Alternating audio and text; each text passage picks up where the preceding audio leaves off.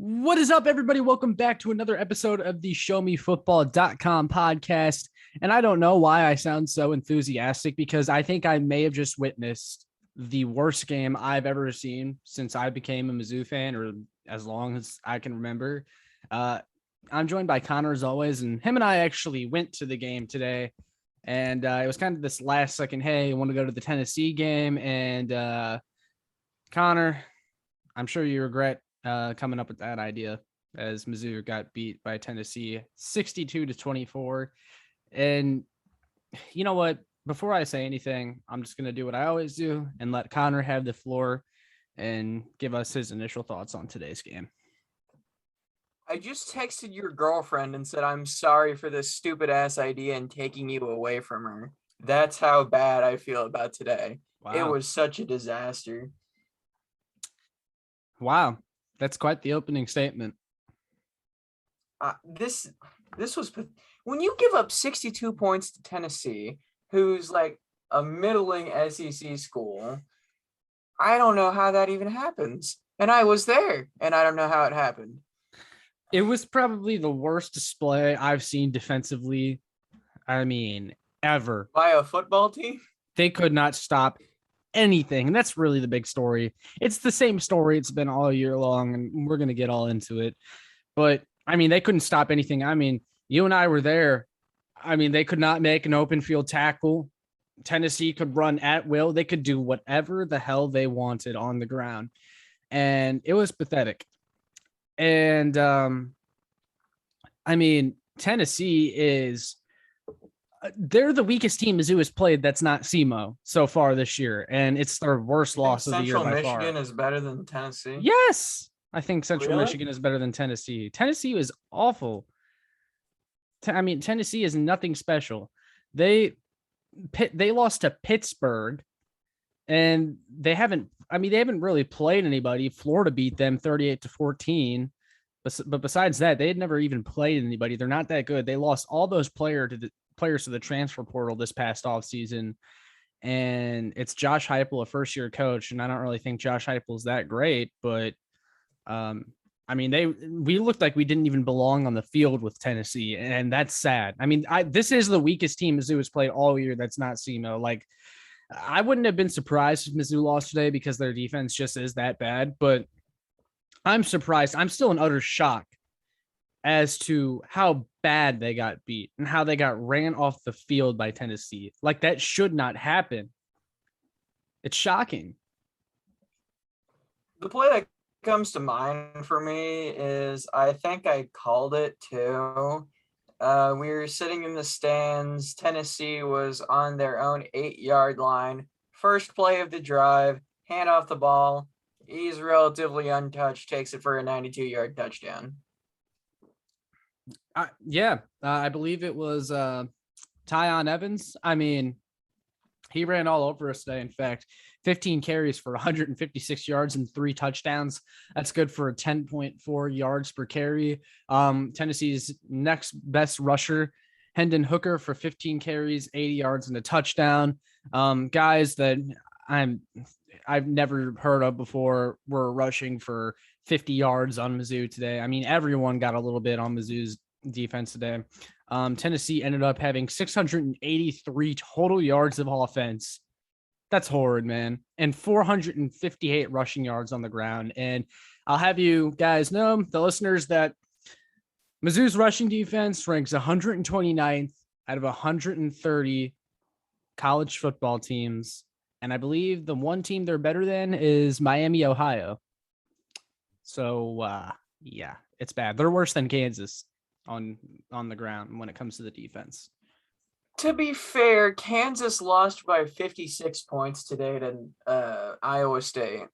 So, I think we'd beat Kansas.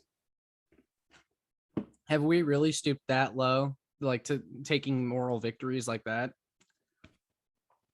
Well, haven't we always done that? Just like as long as we're better than Kansas? Yeah, shoot, though, Kansas might have a better defense than us. Here, let's just go over the numbers. Well, I don't doubt that, but Tennessee I still think we'd win. Tennessee was 6 of 10 on third down. They had 78 total plays. and they won the time of possession by just a minute, yet outscored us 62-24. That, I mean, geez, man. And, there's a lot we got to go over today.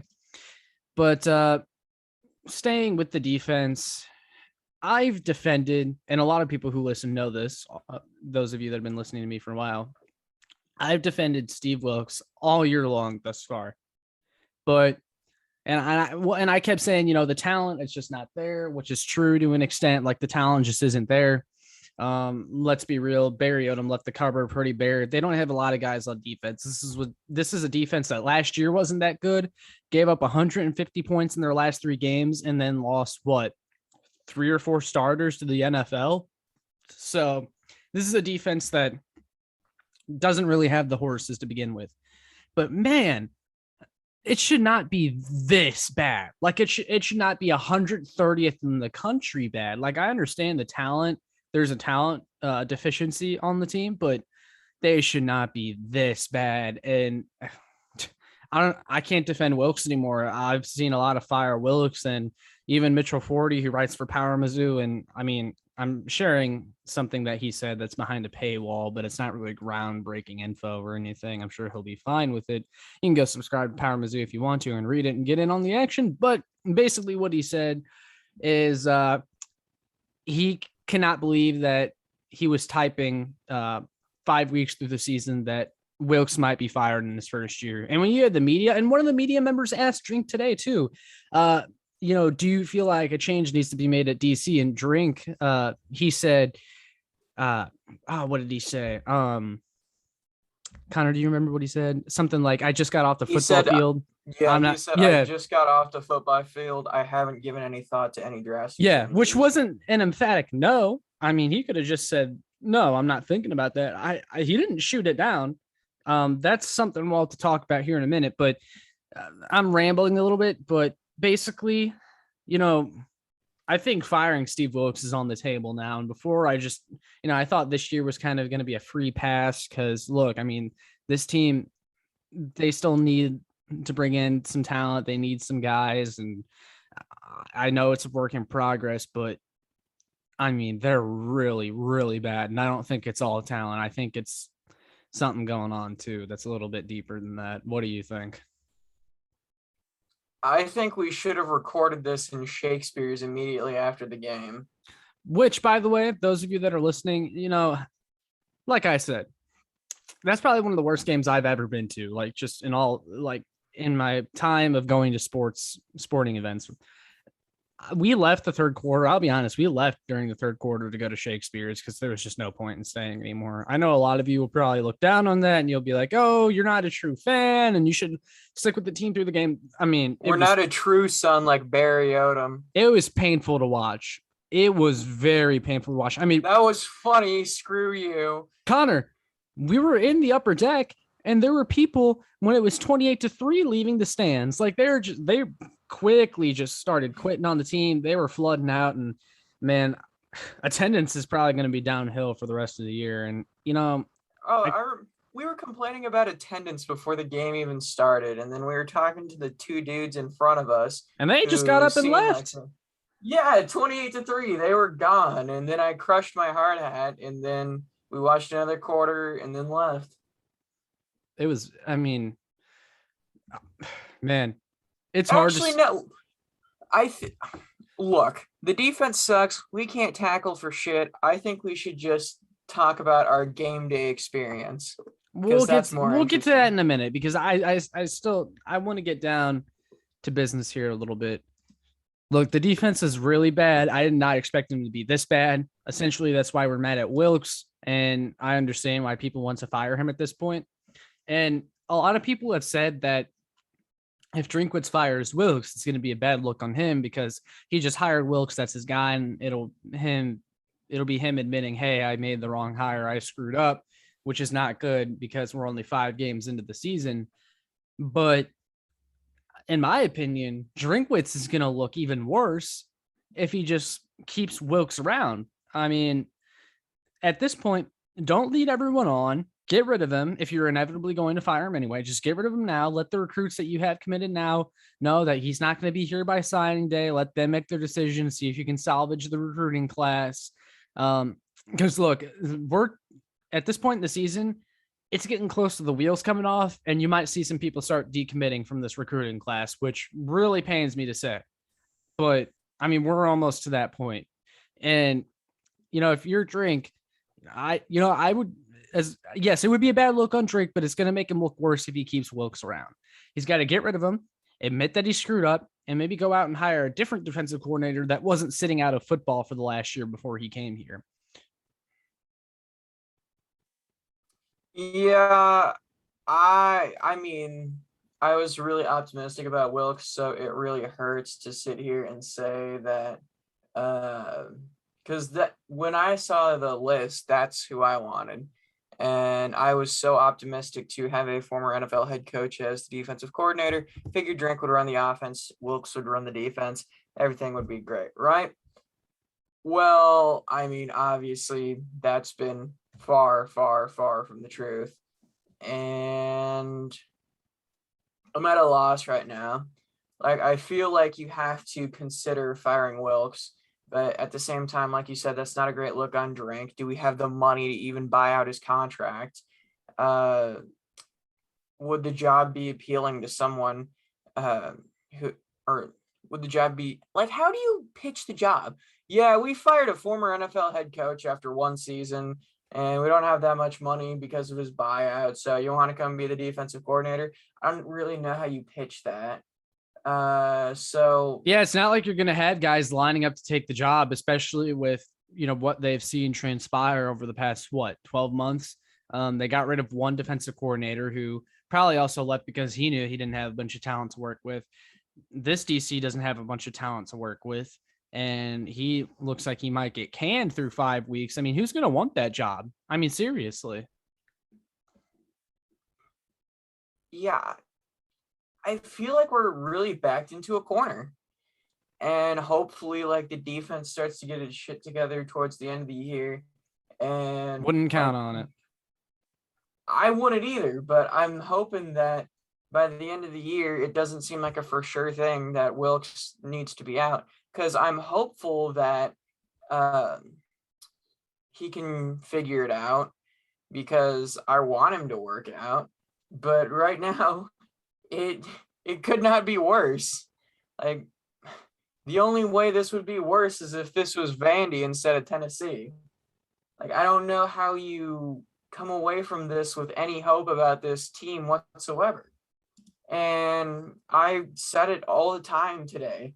I feel like being a Mizzou fan is like dating someone with like a crippling drug addiction. Like, you love them and you want them to get better, but they never do. They have like all these treatment programs and all this different stuff, these new coaches, these new recruits that are gonna get them back on their feet and get them well again and all this, and they just relapse every single time. And you're hopeful that it's not going to happen, but it's going to. And today felt like a relapse, if Boston College didn't already feel like it.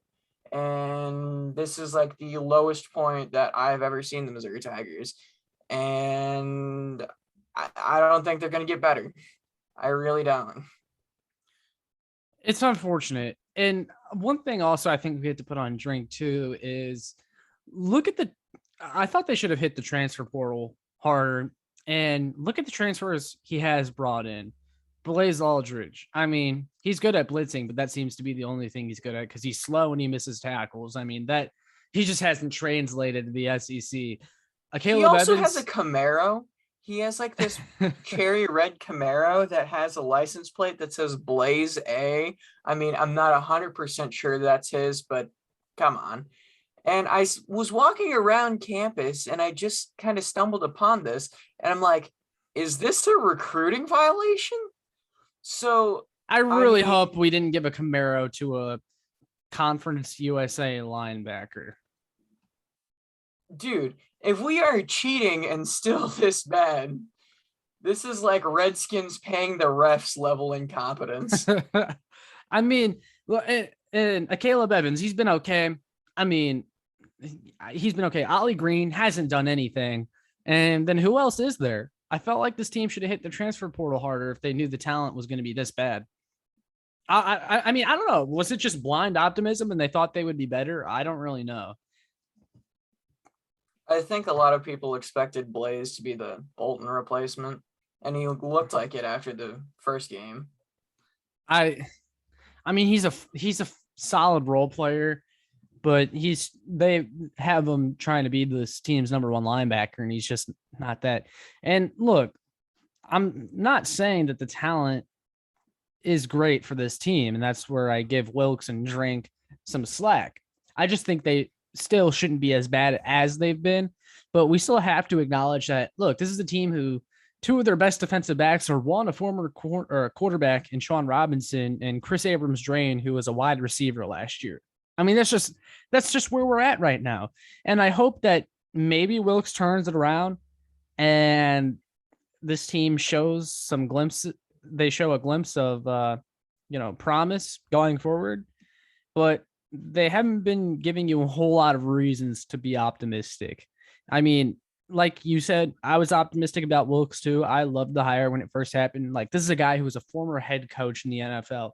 I thought he got an unfair shake in Arizona, but he was largely successful as a defensive coordinator at his other NFL stops. And then he comes to the college game, and I'm thinking, well, I think he can succeed when he goes down a level, but it couldn't have gone worse thus far.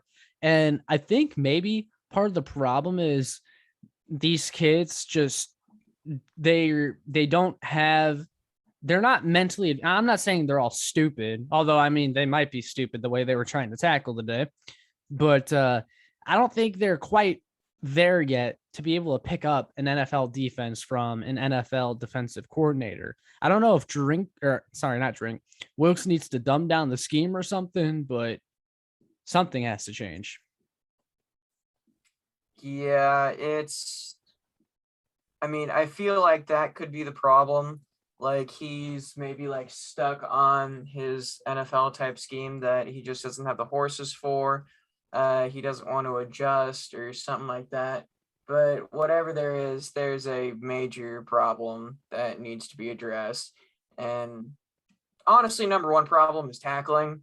I suggested earlier that the entire secondary and linebacking core spend the next week at wrestling practice learning how to throw their weight around, because they cannot tackle worth a damn. It's just a bunch of BS arm tackles that the Tennessee running backs just ran through. So they need to learn how to grapple and throw their weight around, which is what wrestling practice would do. So,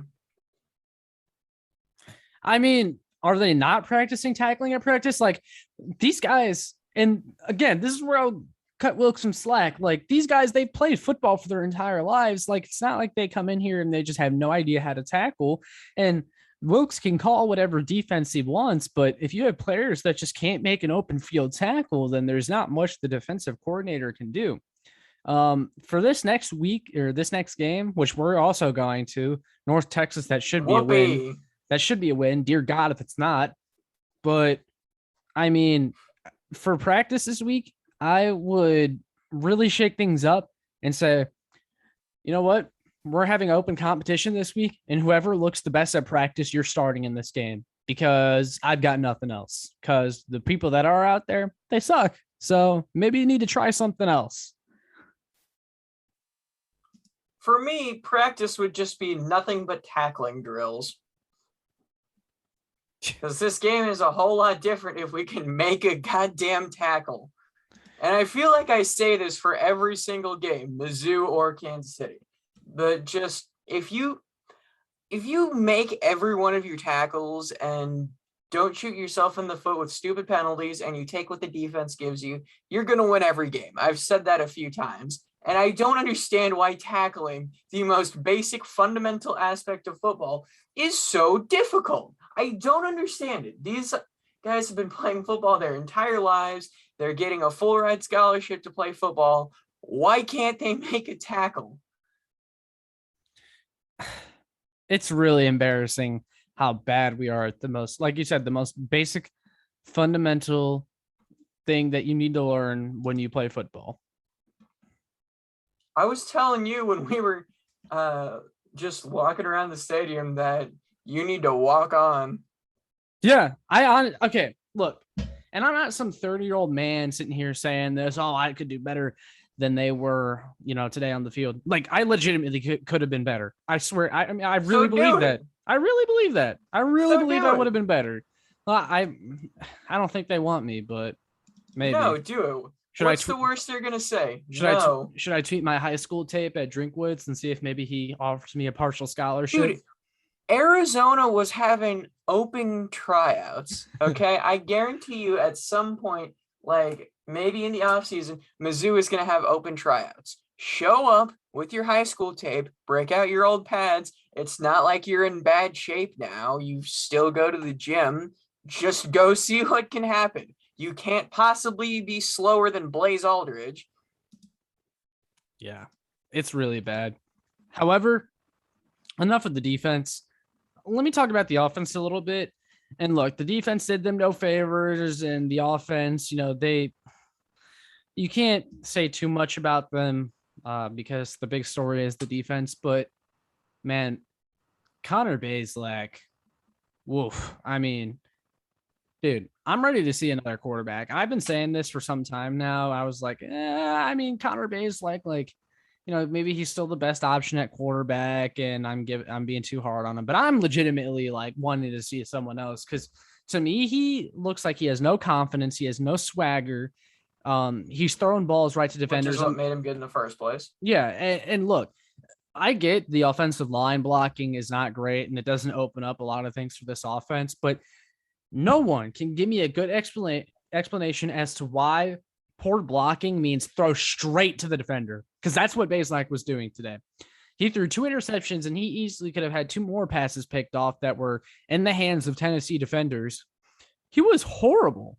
And look, again, a lot of this goes on the defense, and they really killed, I'm sure, a lot of the momentum on offense when they had to go back out there. But I mean, for a quarterback that I think knows that this team, if they're going to win, it's going to be because of him in the offense. He wasn't making throws like he was aware of that. I mean, he was making throws that you make when you're up 20 and, you have some room to work with.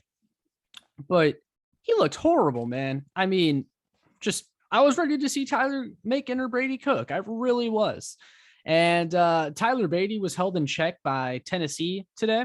He had 21 carries for 41 yards and a touchdown. Not great. No one else really stood out. Let's be real. Like there's no point in even going up and down. No one stood out. The offense was not great. The defense was horrible, but the offense was not good either. I don't know, man. There's not much else to say, but I think people are being a little apologetic for Bazelak because of all the other issues with this team. And they think that, with a better roster around him and a better situation, that he would be a pretty damn good quarterback. And look, I still think he's a decent quarterback, but for whatever reason, he just doesn't have it as of lately. And I think Drinkwitz was calling plays like very conservatively all game, even beyond the point that the game was over. When I thought he should have been trying stuff. Like I told you at halftime when they took it into the half, like if I'm Drinkwitz, why not just take a deep shot to the end zone and see what you can get, especially when you have to kick the ball back to Tennessee in the second half. But he just didn't. And I think it's because there's a lack of faith in his quarterback. And you even said something about that too at the game. It's like, okay, well, if you don't trust him to make something happen, then put someone else in. Admit the loss and put in another quarterback, because I'm tired of this dink and dunk conservative BS when you need to score points to win. And also, Drinkwitz didn't even put hardly any of the second or third stringers into this game whenever it was already over. Like he had Tyler Beatty and Connor Bazelak out there late into the fourth quarter. Like, why not try someone else at that point? Like, and what if one of these guys gets hurt? If you think they're going to be important later on, which I imagine he does think that, then why would you still have them in the game that late? And why would you not try someone else? And look, if I'm an underclassman that was on the sidelines watching this game, or, one of Drink's recruits, and Mizzou looked that bad today, and I still if I'm one of those players on the sideline, if I still couldn't get into the game with how bad Mizzou was today, well, then when am I going to play? Like, would they be looking to transfer now? I don't know. Also, speaking to the players too, I think at one point they gave up. Like, and you don't want to really have to say that or admit that it looks like your team gave up, but it looked like they gave up. There was a play that was going around on Twitter where Rakestraw literally stopped running with his guy on one of the touchdown runs by Tennessee. You know, if you have players doing that, pull them out and put someone else in. Like, to me, Rakestraw should be benched. And I thought, to be honest, and it's sad because I like Rakestraw and I loved him picking us over Alabama and Texas whenever he committed. And I want the best for him, but he sucked this year. I just got to be honest. Like, Rakestraw has been horrible this year. And then he gives up on the play. Man, sit your ass down on the bench and put someone else in, because that's pathetic. Okay, I'm gonna back it up a bit. I think you were very generous to Drink when it comes to his play calling. I wouldn't say that he was conservative. I would say that he's, how do I put it, a massive pussy. When you are down by 30 points, you do not run the football, especially when your offensive line is garbage and you're not going to get anything. I was yelling in the stands to, quote, air that bitch out, which is exactly what you have to do. You throw the football downfield. What's the worst that's going to happen? Oh, you threw a pick? Whoop-de-doo. You're already down by 30. Who cares? You have to try something. Pull out the Mike Leach air raid playbook. Try desperately to get back in the game. That's how you play down by 30. You don't run the ball like you're down by 7 or up by 3 or something. You throw the ball and just see what happens, and I don't understand why they were so conservative and cowardly unless they didn't trust Bazelak. And like you said, if they don't trust Bazelak, let Brady throw it around. If you don't trust your quarterback, why is he in the game? So there was just no excuse to not be throwing the ball in that situation. I felt like I was watching Chuck Long. Oh, God, don't bring back Chuck Long memories, dude. That's a throwback. Wow. Yeah. Seriously, though. And yeah, maybe I was being generous to Drink because I just don't understand, again, going back to the end of the first half, why you wouldn't take a shot to the end zone. I don't understand why more coaches don't do that. Like, why take it in half? Like, if it's 6, like it would be different if there's like 1 or 2 minutes left because you don't want the other team to get the ball and then drive down and score again and really screw up the momentum. But there was like 10 seconds left. Like, that's just take a deep shot. If you don't get it, you don't get it. Who cares? You don't lose anything. But they just went into half with it. And I'm like, why? Especially when Tennessee is getting the ball back. Like, they just showed no aggressiveness. I thought Drink should have went for it on 4th down more, considering where they were at in the game. But man, that was brutal. A lot of blame goes on the players, but a lot of the blame goes on the coaches too, because they did not call a good game at all. Not Drinkwitz, not Wilks, nobody. And again, this is probably one of the worst games I've seen in a long time from Mizzou. I mean, they looked like they flat out gave up today. And I'm afraid to see what my money back. I'm afraid to see what the attendance is for the North Texas game, because I think that's a game where a lot of fans mailed it in for the season. And, I can't really say that I blame them a whole lot, even though I kind of lean on the side of, look, you guys need to still support this team if you want it to get better. Because look, recruits notice stuff like that. When the stands are that empty and you got players visiting next week, there's going to be recruits that are visiting for the game next week. And you people are giving up on the season and leaving the stands. How do you ever expect the program to get better? But I don't know. That's a whole nother rant. Oh yeah, and your boy Luther Burden's gonna visit next week. I don't know why anyone thinks he's coming after that shit show. I mean, if I'm Drinkwitz and I'm recruiting these players, the pitch shouldn't have changed. It's you come here and you get to play immediately, because look at the players we got. Also, where would this team be without Tyler Beatty? Not that he had a great game today, but where would they be without Tyler Beatty? What would their record be? I think I asked you that at the game. Like, what would this team's record be without Tyler Beatty? 1 and 4. 1-3. Oh yeah, I guess it's 1-4 now.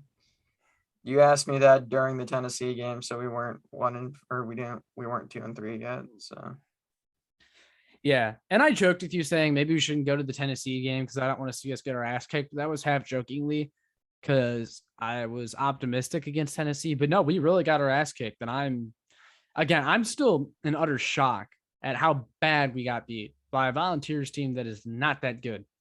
I waited till Thursday to buy the tickets because I'm like, this is not a good idea. This is not a good idea at all. I was depressed for the rest of the day. Yeah.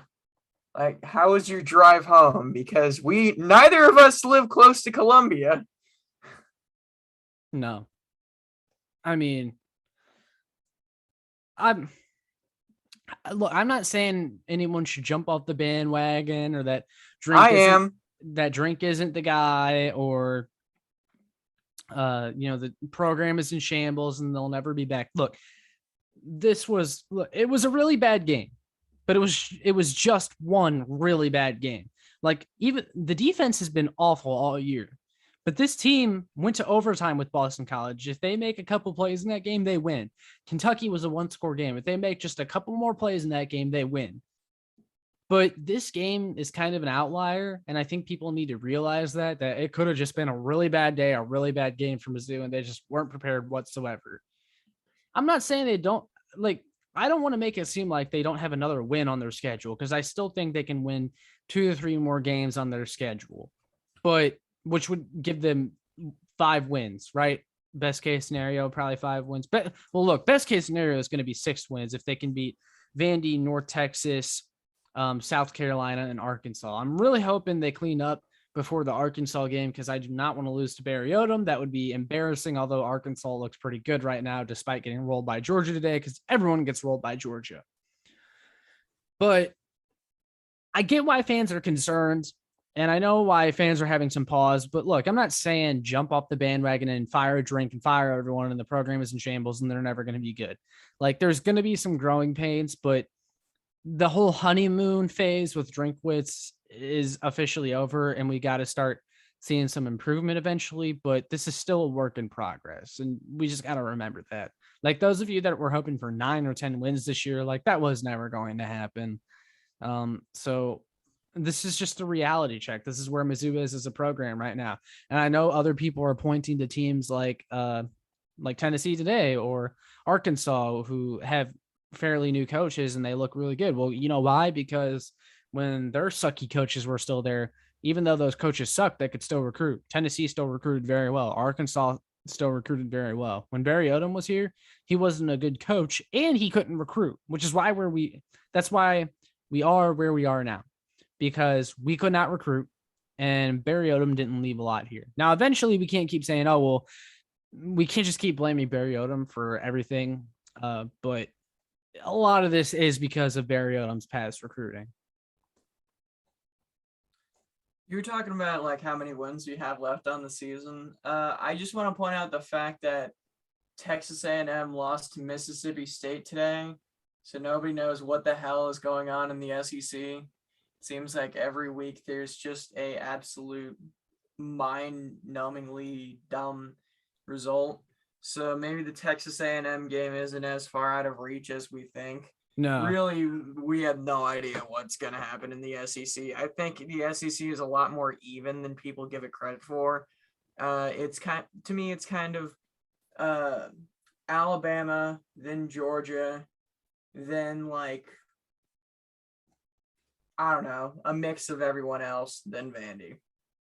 So we just need to find out where we are amongst that mix. Well, on the bright side, the recruiting class is still intact as of right now.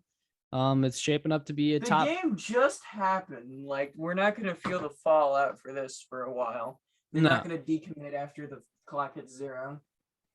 No, well, and I mean, look, I'm not saying that recruits are going to like start dropping like flies or anything like that, but it does get to a point where if you don't start winning some games, recruits start looking at you funny, like, wow, do I really want to come here? But again, to me, the pitch hasn't changed since Drinkwitz has been recruiting these guys. Come here, help us improve. You can compete for immediate playing time because look at what we got. But we're a program on the rise. We've got some good cornerstone pieces. Just let me finish. But I mean, look, I don't want to make it seem like a bunch of recruits are just going to start jumping off, but you know, on the bright side, this is shaping up to be a top 20 class, and they'll be coming in next year. And Drinkwitz has this top 25 class from this past year. I'm sure they're going to hit the transfer portal really hard, like I think they should. And maybe you can hope this team improves next year. But we'll have to see if Steve Wilks is still a part of the program by then, because I'm skeptical at this point. I suppose you can't really go further down than giving up 62 points to Tennessee. Don't say that, because they could go down.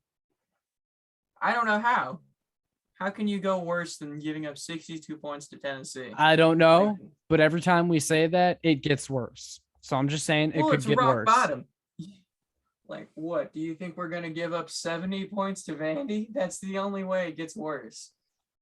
No, but they could still fall below Miami, Ohio in the run defense rankings, and their pass defense could get even worse. And you know what? Hold on. Let me just say something about the pass defense. I still am optimistic about the secondary. I'm positive about the secondary, but I think that they're so determined to play the run and help and run support that it makes it easier for teams to pass on them. And it's really unfortunate. I seem to remember you pushing a narrative that the Chiefs' pass defense was inflated due to how terrible the run defense was. Yeah, it was. Yeah, I feel like our pass defense sucks, but our run defense is just worse. I honestly don't know different.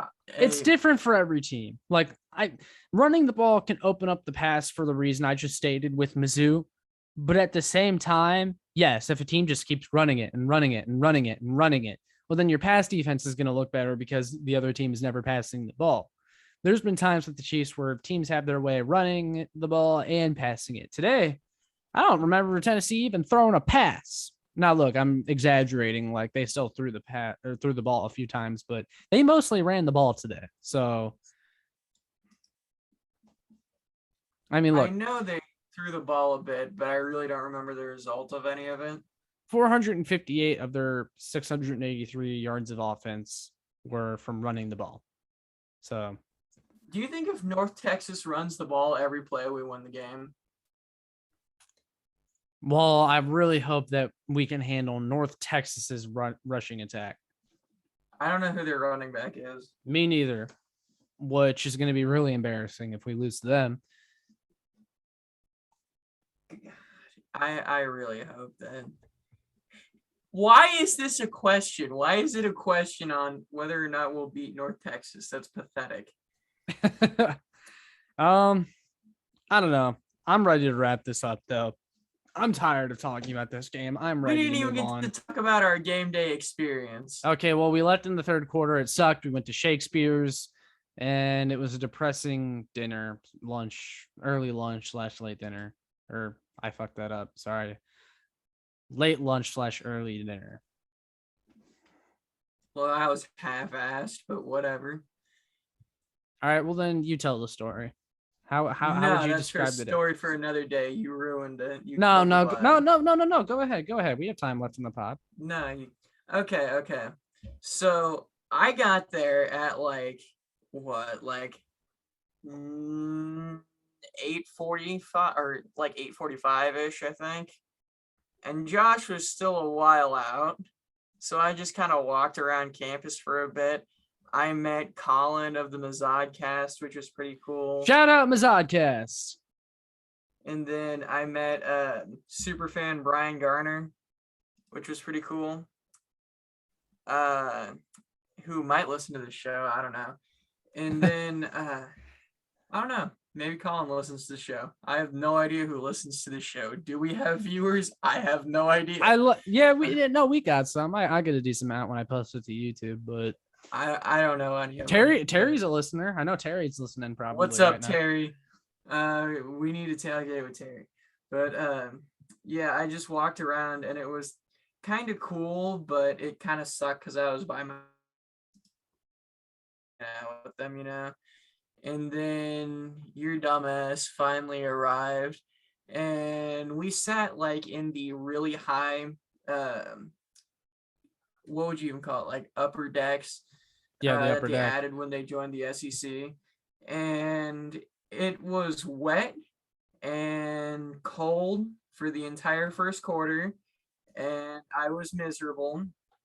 There was a couple guys in front of us that we were talking to, and the view of like Columbia, because like the trees kind of gave it like a feel of it like being a forest instead of a college town. So it was the view was a lot nicer than the football game. So I found myself staring at the trees more than the field because the defense couldn't make a damn tackle. And so we just sat there, talked to the people around us, and got really mad. And then at half, the marching Mizzou performance, but I don't think we really missed that much. And we walked around for a bit, and then we kind of stood by the south end zone and watched the third quarter.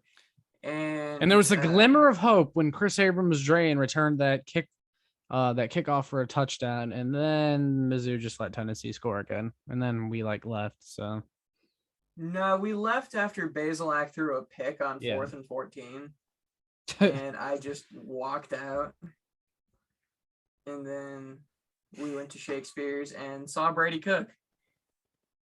Well, I did. I don't think you did. You saw his family, but I like walked past him when I was getting my lemonade. I'll say right now that I overheard Brady Cook's family talking whenever I was waiting for pizza at Shakespeare's, and they said the two things that stood out that I heard were, one, someone's getting fired, and two, Drinkwitz was play calling like he didn't want to win today.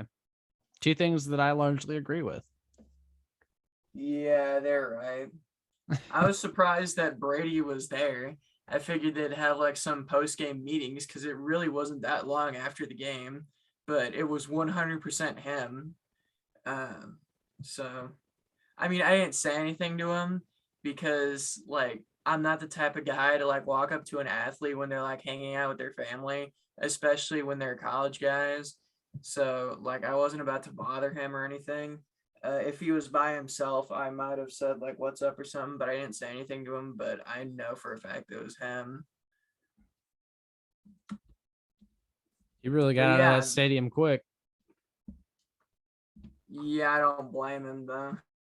It was a miserable experience. I heard like, I know it wasn't 14. I guarantee it was more, but people were saying there was only like 14 people there in the fourth quarter because everyone just dipped. The student section, especially, dude. Like even when the student section depleted bad after the first half. Yeah, there was a lot of people there in the first quarter, and then when we left in the third, there was hardly anybody. Yeah. I know all our friends that we were expecting to meet up with were like in their dorms getting plastered. Yep. Really, today's Mizzou game in a nutshell. Wish we could do that. Well, any other closing thoughts before we wrap this up? I think most people have turned the podcast off right now, and I don't really blame them. I think we need to start covering Alabama instead of Mizzou. Why? We've already invested too much in this program. Because this sucks. I don't like this. I don't like losing. Well, you're stuck.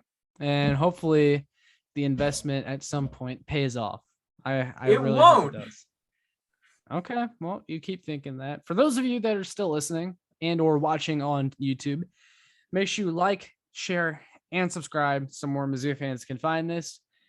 And please, for the love of God, tell us what you thought of Mizzou's performance today against Tennessee, because I would love for you guys to use my comment section as your opportunity to vent to us. And yeah, I mean, I get it, guys. Just go ahead, rant in the comments. I'm really looking forward to reading them. So we'll catch y'all in the next one.